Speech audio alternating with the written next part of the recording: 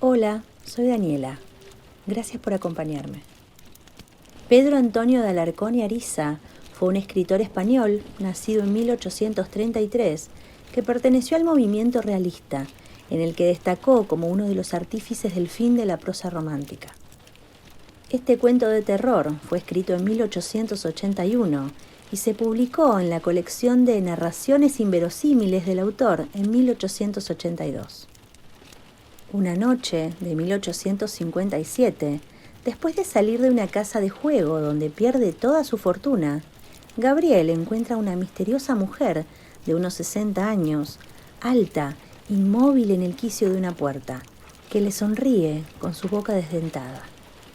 Su aspecto produce escalofríos cuando se da cuenta de que le sigue a corta distancia. Temiendo que pudiera tratarse de un hombre disfrazado, quizá un ladrón o asesino, echa a correr y la pierde de vista. Al llegar a su casa, le comunican la muerte de un familiar. 2 años después, también de madrugada, vuelve a encontrar a la mujer con el mismo atuendo y la misma sonrisa maléfica. Al día siguiente se entera de la muerte repentina de otro ser querido. Desesperado, se pregunta quién puede ser la mujer alta. ¿La muerte? ¿El demonio? ¿O será toda una coincidencia? Hoy escucharemos La mujer alta, de Pedro Antonio de Alarcón. ¿Qué sabemos, amigos míos? ¿Qué sabemos?, exclamó Gabriel, distinguido ingeniero de montes, sentándose debajo de un pino y cerca de una fuente, en la cumbre del Guadarrama, a legua y media del Escorial, en el límite divisorio de las provincias de Madrid y Segovia. Sitio y fuente y pino que yo conozco y me parece estar viendo, pero cuyo nombre se me ha olvidado. Sentémonos, como es de rigor y está escrito en nuestro programa, continuó Gabriel, a descansar y a ser por la vida en este ameno y clásico paraje, famoso por la virtud digestiva del agua de ese manantial y por los muchos borregos que aquí se han comido nuestros ilustres maestros, don Miguel Roche, don Máximo Laguna, don Agustín Pascual y otros grandes naturalistas. Os contaré una rara y peregrina historia en comprobación de mi tesis, reducida a manifestar, aunque me llaméis oscurantista, que en el globo terráqueo ocurren todavía cosas sobrenaturales. Esto es, cosas que no caben en la cuadrícula de la razón, de la ciencia ni de la filosofía, tal y como hoy se entienden, o no se entienden, semejantes. Palabras, palabras y palabras. ¿Qué diría Hamlet? Enderezaba Gabriel este pintoresco discurso a 5 sujetos de diferente edad, pero ninguno joven, y solo uno entrado ya en años. También ingenieros de montes, 3 de ellos, pintor el 4 y un poco literato el 5. Todos los cuales habían subido con el orador, que era el más pollo, en sendas burras de alquiler, desde el real sitio de San Lorenzo, a pasar aquel día arborizando en los hermosos pinares de Peguerinos, cazando mariposas por medio de mangas de tul, cogiendo coleópteros raros bajo la corteza de los pinos enfermos y comiéndose una carga de víveres fiambres pagados a escote. Sucedía esto en 1875 y era en el rigor del estío. No recuerdo si el día de Santiago o el de San Luis. Inclínome a creer el de San Luis. Como quiera que fuese, gozábase en aquellas alturas de un fresco delicioso, y el corazón, el estómago y la inteligencia funcionaban allí mejor que en el mundo social y la vida ordinaria. Sentado que se hubieron los 6 amigos, Gabriel continuó hablando de esta manera. Creo que no me tacharéis de visionario. Por fortuna o desgracia mía, soy, digámoslo así, un hombre a la moderna, nada supersticioso y tan positivista como el que más, bien que incluya entre los datos positivos de la naturaleza todas las misteriosas facultades y emociones de mi alma en materia de sentimiento. Pues bien, a propósito de fenómenos sobrenaturales o extranaturales, oíd lo que yo he oído y ved lo que yo he visto, aún sin ser el verdadero héroe de la singularísima historia que os voy a contar. Y decidme enseguida qué explicación terrestre, física, natural o como queramos llamarla, puede darse a tan maravilloso acontecimiento. El caso fue como sigue. A ver, echar una gota, que ya se habrá refrescado el pellejo dentro de esa bullidora y cristalina fuente, colocada por Dios en esta pinífera cumbre para enfriar el vino de los botánicos. Pues, señor, no sé si habréis oído hablar de un ingeniero de caminos llamado Telesforo X, que murió en 1860. Yo no. Yo sí. Yo también. Un muchacho andaluz, con bigote negro, que estuvo para casarse con la hija del marqués de Moreda, que murió de ictericia. Ese mismo, continuó Gabriel. Pues bien, mi amigo Telesforo, medio año antes de su muerte, era todavía un joven brillantísimo, como se dice ahora. Guapo, fuerte, animoso, con la aureola de haber sido el primero de su promoción en la escuela de caminos y acreditado ya en la práctica por la ejecución de notables trabajos. Disputábanselo varias empresas particulares en aquellos años de oro de las obras públicas, y también se lo disputaban las mujeres por casar o mal casadas, y por supuesto las viudas impenitentes, y entre ellas alguna muy buena moza que...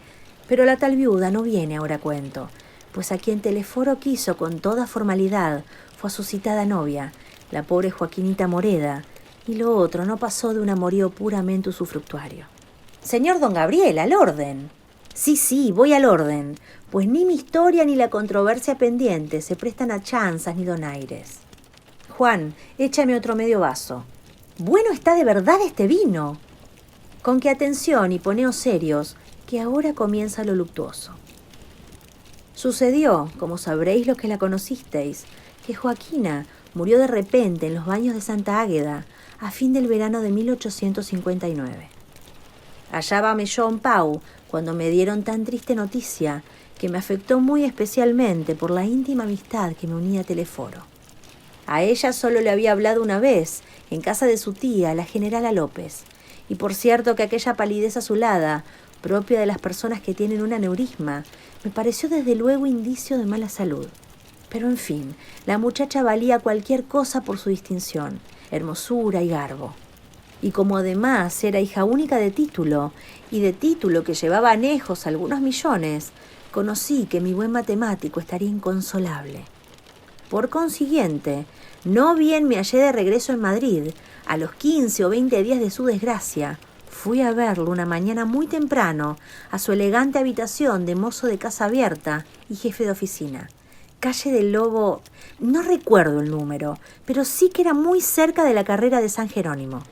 Contristadísimo, bien que grave y en apariencia dueño de su dolor, estaba el joven ingeniero trabajando ya aquella hora con sus ayudantes en no sé qué proyecto de ferrocarril y vestido de riguroso luto. Abrazóme estrechísimamente y por largo rato, sin lanzar ni el más leve suspiro. Dio enseguida algunas instrucciones sobre el trabajo pendiente a uno de sus ayudantes y condújome, en fin, a su despacho particular, situado al extremo opuesto de la casa, diciéndome por el camino con acento lúgubre y sin mirarme: mucho me alegro de que hayas venido. Varias veces te he echado de menos en el estado en que me hallo. Ocúrreme una cosa muy particular y extraña, que solo un amigo como tú podría oír sin considerarme imbécil o loco, y acerca de la cual necesito oír alguna opinión serena y fría como la ciencia. Siéntate, prosiguió diciendo, cuando hubimos llegado a su despacho, y no temas en manera alguna que vaya a angustiarte, describiéndote el dolor que me aflige, y que durará tanto como mi vida. ¿Para qué? Tú te lo figurarás fácilmente, a poco que entiendas de cuitas humanas, y yo no quiero ser consolado ni ahora ni después ni nunca. De lo que te voy a hablar con la detención que requiere el caso, o sea, tomando el asunto desde su origen, es de una circunstancia horrenda y misteriosa que ha servido como de agüero infernal a esta desventura y que tiene conturbado mi espíritu hasta un extremo que te dará espanto. ¡Habla!, respondí yo, comenzando a sentir, en efecto, no sé qué arrepentimiento de haber entrado en aquella casa al ver la expresión de cobardía que se pintó en el rostro de mi amigo. «Oye», repuso él, enjugándose la sudorosa frente. No sé si por fatalidad innata de mi imaginación o por vicio adquirido al oír alguno de aquellos cuentos de vieja con que tan imprudentemente se asustan los niños en la cuna. El caso es que desde mis tiernos años no hubo cosa que me causase tanto horror y susto, ya me la figurara mentalmente, ya me la encontrase en realidad, como una mujer sola, en la calle, a altas horas de la noche. Te consta que nunca he sido cobarde. Me batí en duelo, como cualquier hombre decente, cierta vez que fue necesario, y recién salido de la escuela de ingenieros, cerré a palos y a tiros en desdeñaperros con mis sublevados peones, hasta que los reduje a la obediencia. Toda mi vida, en Jaén, en Madrid y en otros varios puntos, he andado a deshora por la calle, solo, sin armas, atento únicamente al cuidado amoroso que me hacía velar, y si por acaso he topado con bultos de mala catadura, fueran ladrones o simples perdonavidas, a ellos les ha tocado huir o echarse a un lado, dejándome libre el mejor camino.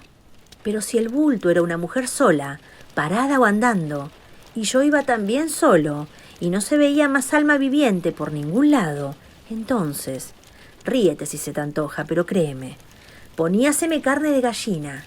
Vagos temores asaltaban mi espíritu.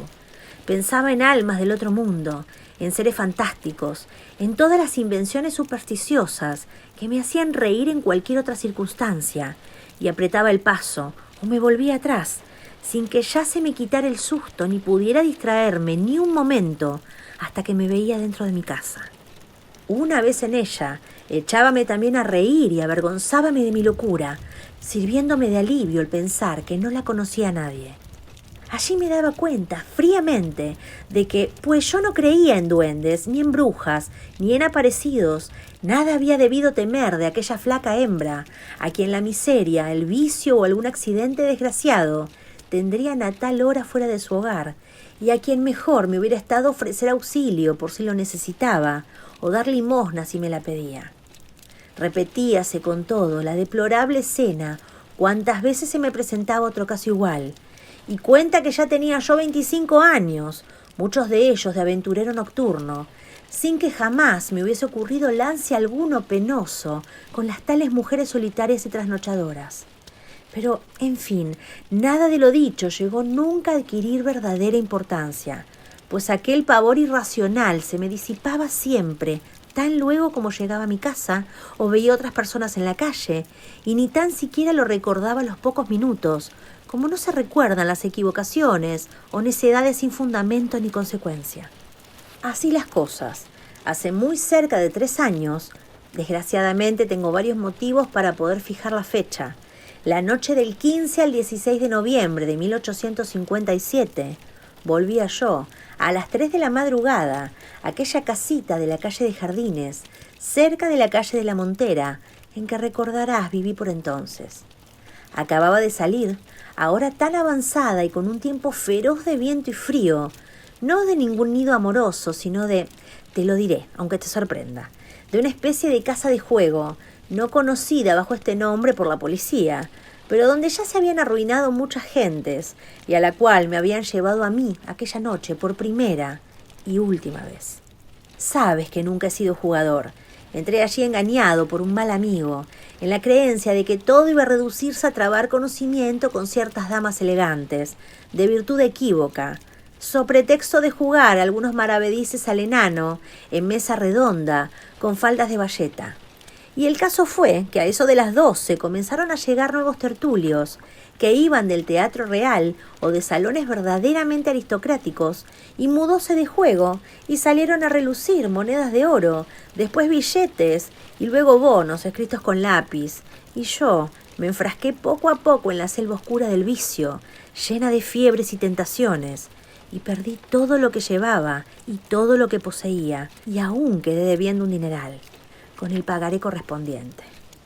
Es decir, que me arruiné por completo y que sin la herencia y los grandes negocios que tuve enseguida, mi situación hubiera sido muy angustiosa y apurada.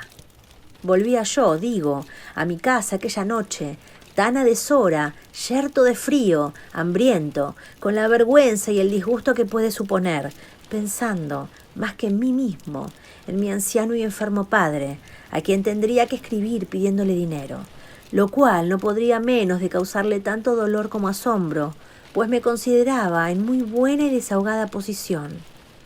Cuando a poco de penetrar en mi calle, por el extremo que da a la de Peligros, y al pasar por delante de una casa recién construida, de la acera que yo llevaba, advertí que en el hueco de su cerrada puerta estaba de pie, inmóvil y rígida, como si fuese de palo, una mujer muy alta y fuerte, como de 60 años de edad, cuyos malignos y audaces ojos sin pestañas se clavaron en los míos como dos puñales, mientras que su desdentada boca me hizo una mueca horrible por vía de sonrisa. El propio terror o delirante miedo que se apoderó de mí instantáneamente dióme no sé qué percepción maravillosa para distinguir de golpe, o sea, en 2 segundos que tardaría en pasar rozando con aquella repugnante visión, los pormenores más ligeros de su figura y de su traje. Voy a ver si coordino mis impresiones, del modo y forma que las recibí, y tal y como se grabaron para siempre en mi cerebro, a la mortecina luz del farol que alumbró con infernal relámpago tan fatídica escena. Pero me excito demasiado, aunque no sin motivo, como verás más adelante. Descuida, sin embargo, por el estado de mi razón. Todavía no estoy loco. Lo primero que me chocó en aquella que denominaré mujer fue su elevadísima talla y la anchura de sus descarnados hombros.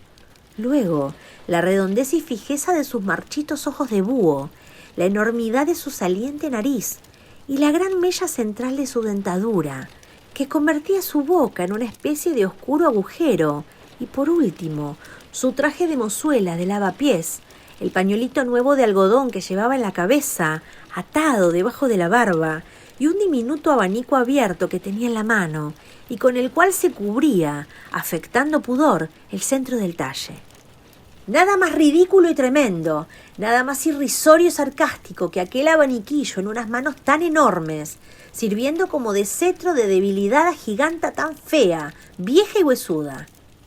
Igual efecto producía el pañolejo de vistoso percal que adornaba su cara, comparado con aquella nariz de tajamar, aguileña, masculina, que me hizo creer en un momento, no sin regocijo, si se trataría de un hombre disfrazado.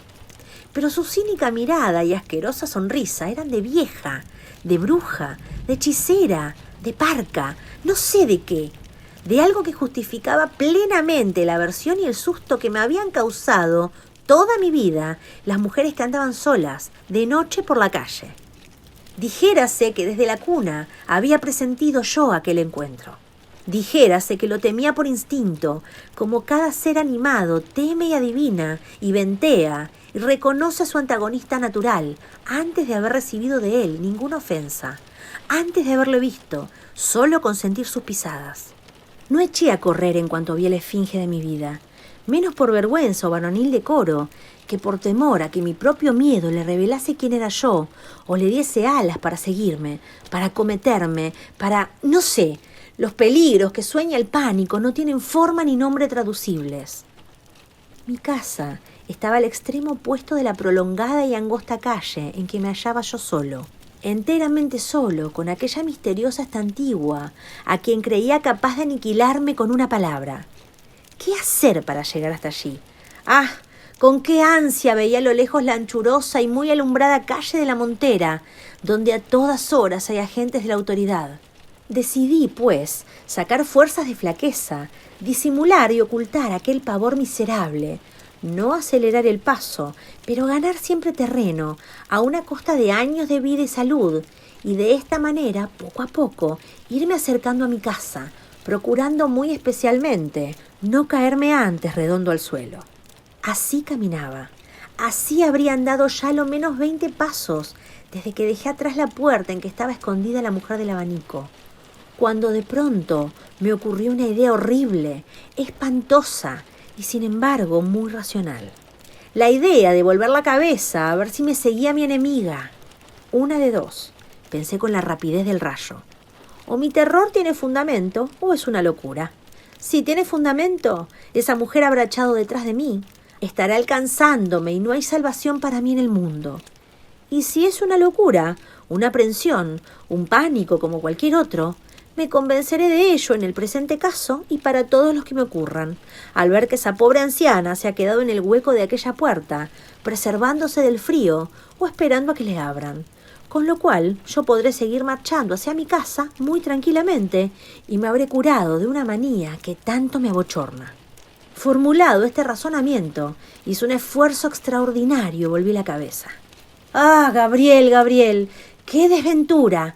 La mujer alta me había seguido con sordos pasos. Estaba encima de mí. Casi me tocaba con el abanico. Casi asomaba su cabeza sobre mi hombro. ¿Por qué? ¿Para qué, Gabriel mío? ¿Era una ladrona? ¿Era efectivamente un hombre disfrazado?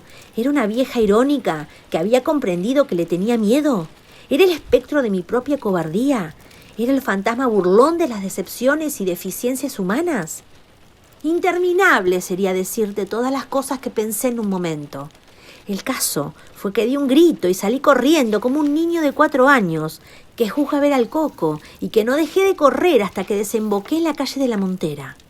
Una vez allí, se me quitó el miedo como por ensalmo. Y eso que la calle de la Montera estaba también sola. Volví, pues, la cabeza hacia la de Jardines, que enfilaba en toda su longitud y que estaba suficientemente alumbrada por sus 3 faroles y por un reverbero de la calle de Peligros, para que no se me pudiese oscurecer la mujer alta si por acaso había retrocedido en aquella dirección. Y vive el cielo que no la vi parada, ni andando ni en marcha alguna. Con todo, guardéme muy bien de penetrar de nuevo en mi calle. Esa bribona, me dije, se habrá metido en el hueco de otra puerta, pero mientras sigan alumbrando los faroles, no se moverá sin que yo no lo note desde aquí. En esto vi aparecer a un sereno por la calle del Caballero de Gracia, y lo llamé sin desviarme de mi sitio.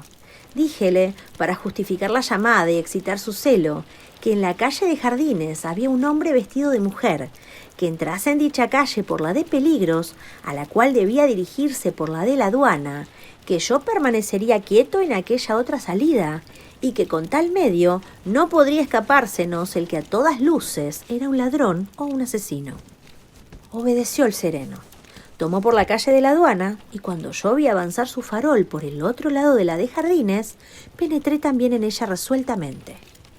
Pronto nos reunimos en su promedio, sin que el uno ni el otro hubiésemos encontrado a nadie, a pesar de haber registrado puerta por puerta. «¿Se habrá metido en alguna casa?», dijo el sereno.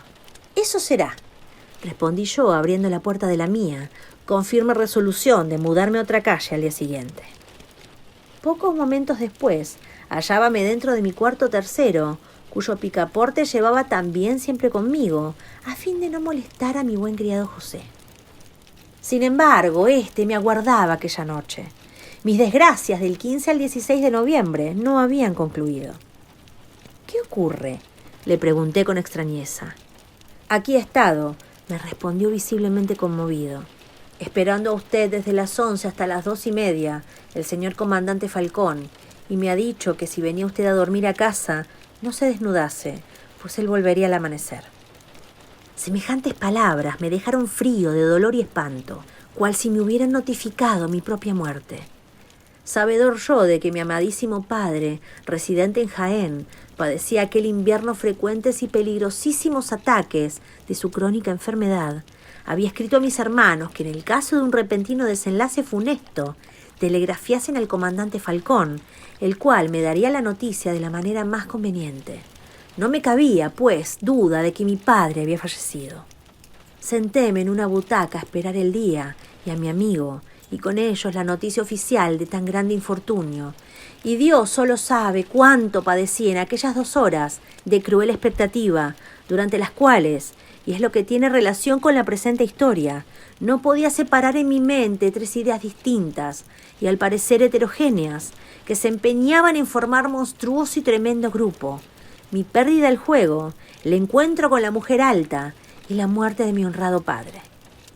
A las 6 en punto penetró en mi despacho el comandante Falcón y me miró en silencio. Arrojóme en sus brazos llorando desconsoladamente, y él exclamó acariciándome: «Llora, sí, hombre, llora, y ojalá ese dolor pudiera sentirse muchas veces». Mi amigo Teleforo, continuó Gabriel después de que hubo apurado otro vaso de vino, descansó también un momento al llegar a este punto, y luego prosiguió en los términos siguientes: «Si mi historia terminara aquí, ¿acaso no encontrarías nada de extraordinario ni sobrenatural en ella? Y podrías decirme lo mismo que por entonces me dijeron 2 hombres de mucho juicio a quienes se la conté.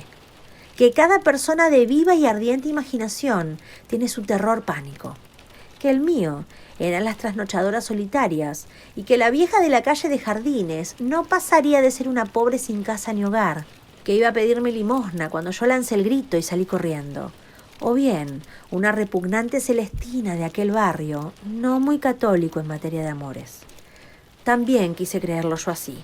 También lo llegué a creer al cabo de algunos meses. No obstante lo cual, hubiera dado entonces años de vida por la seguridad de no volver a encontrarme a la mujer alta. En cambio, hoy daría toda mi sangre por encontrármela de nuevo. ¿Para qué? Para matarla en el acto. No te comprendo.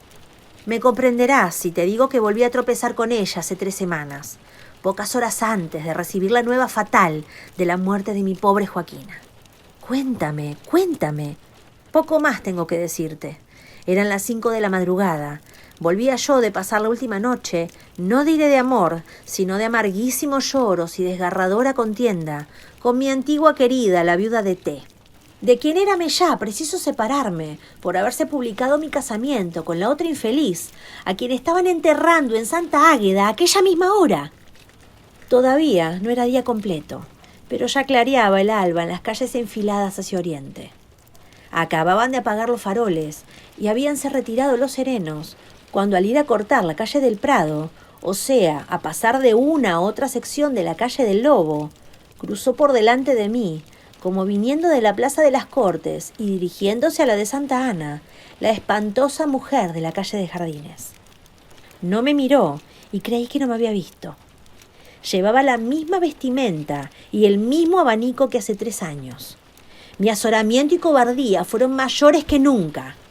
Corté rapidísimamente la calle del Prado, luego que ella pasó, bien que sin quitarle ojo, para asegurarme que no volvía la cabeza, y cuando hube penetrado en la otra sección de la calle del Lobo, respiré como si acabara de pasar a nado una impetuosa corriente, y apresuré de nuevo mi marcha hacia acá, con más regocijo que miedo, pues consideraba vencida y anulada la odiosa bruja en el mero hecho de haber estado tan próximo de ella sin que me viese.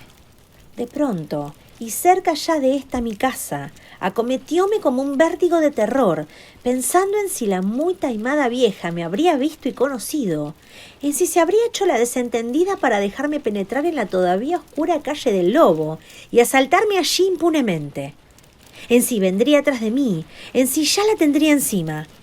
Vuélvome en esto, y allí estaba, allí, a mi espalda, casi tocándome con sus ropas, mirándome con sus viles ojuelos, mostrándome la asquerosa mella de su dentadura, abanicándose irrisoriamente, como si se burlara de mi pueril espanto.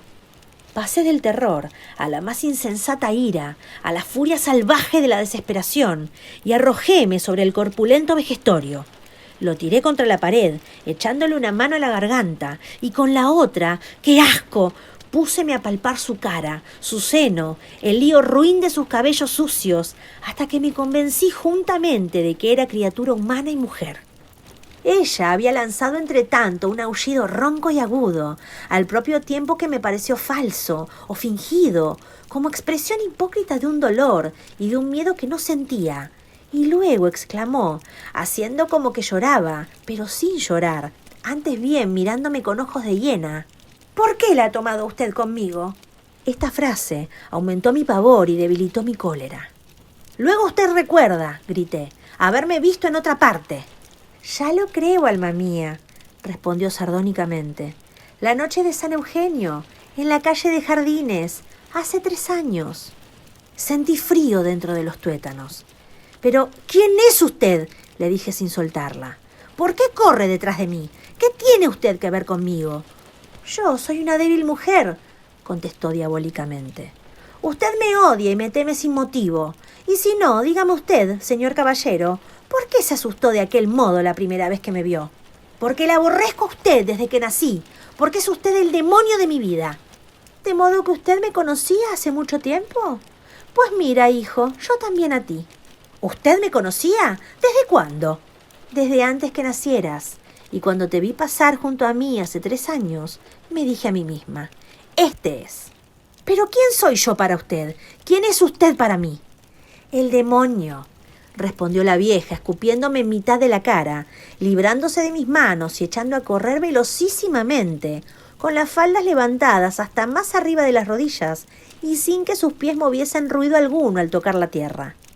Locura intentar alcanzarla.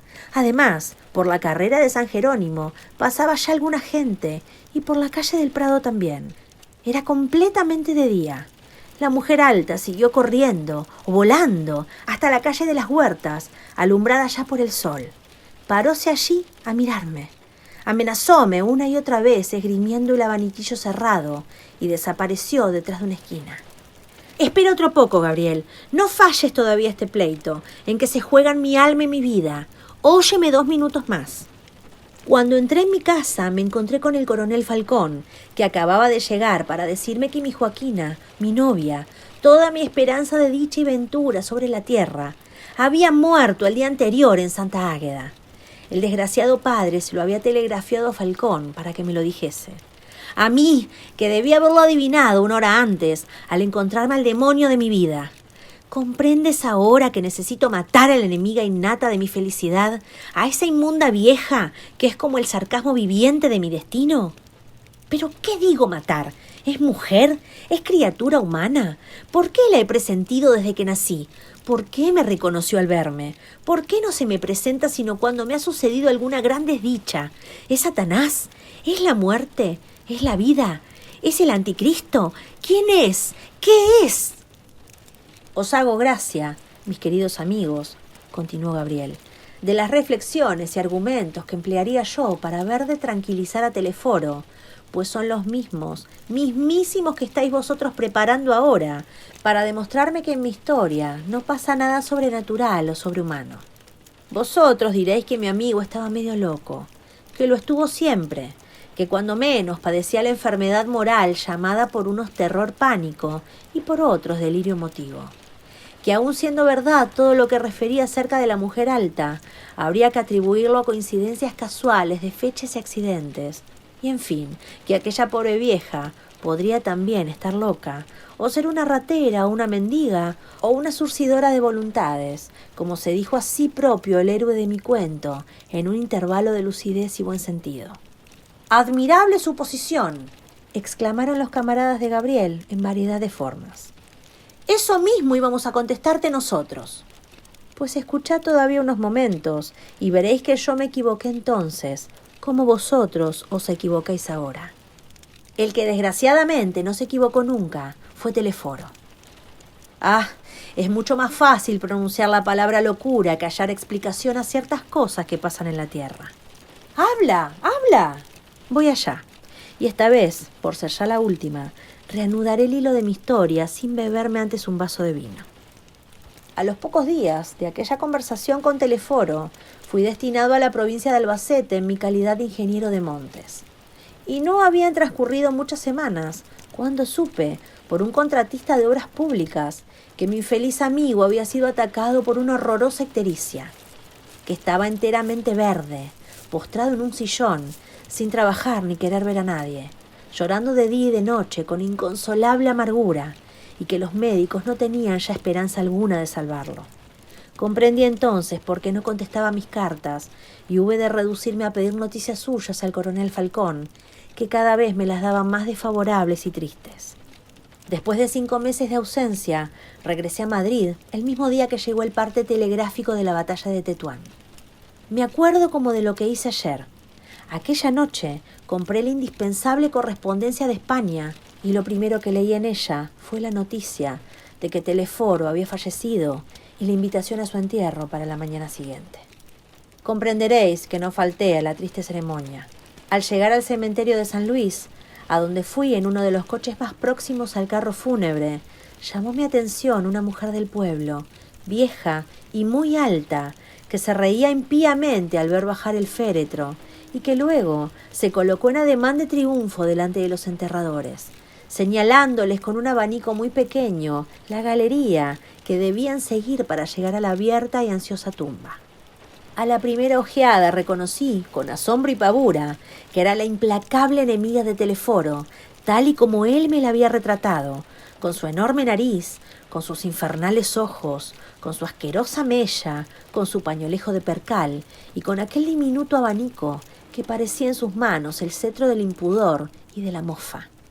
Instantáneamente reparó en que yo la miraba y fijó en mí la vista de un modo particular, como reconociéndome, como dándose cuenta de que yo la reconocía, como enterada de que el difunto me había contado las escenas de la calle de Jardines y de la del Lobo, como desafiándome, como declarándome heredero del odio que había profesado a mi infortunado amigo.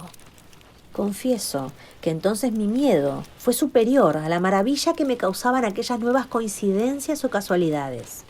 Veía patente que alguna relación sobrenatural, anterior a la vida terrena, había existido entre la misteriosa vieja y Teleforo. Pero en tal momento solo me preocupaba mi propia vida, mi propia alma, mi propia aventura, que correrían peligro si llegaba a heredar semejante infortunio. La mujer alta se echó a reír y me señaló ignominiosamente con el abanico, cual si hubiese leído en mi pensamiento y denunciase al público mi cobardía. Yo tuve que apoyarme en el brazo de un amigo para no caer al suelo, y entonces ella hizo un ademán compasivo, desdeñoso, giró sobre los talones y penetró en el campo santo con la cabeza vuelta hacia mí, abanicándose y saludándome a un propio tiempo, y contoneándose entre los muertos con no sé qué infernal coquetería, hasta que por último desapareció para siempre en aquel laberinto de patios y columnatas llenos de tumbas. Y digo para siempre, porque han pasado 15 años y no he vuelto a verla. Si era criatura humana, ya debe haber muerto, y si no lo era, tengo la seguridad de que me ha desdeñado. ¿Con qué vamos a cuentas? Decidme vuestra opinión acerca de tan curiosos hechos. ¿Los consideráis todavía naturales? Ocioso fuera que yo, el autor del cuento o historia que acabáis de leer, estampase aquí las contestaciones que dieron a Gabriel, sus compañeros y amigos, puesto que al fin y a la postre, cada lector habrá de juzgar el caso según sus propias sensaciones y creencias. Prefiero, por consiguiente, hacer punto final en este párrafo, no sin dirigir el más cariñoso y expresivo saludo a 5 de los 6 expedicionarios que pasaron juntos aquel inolvidable día en las frondosas cumbres del Guadarrama.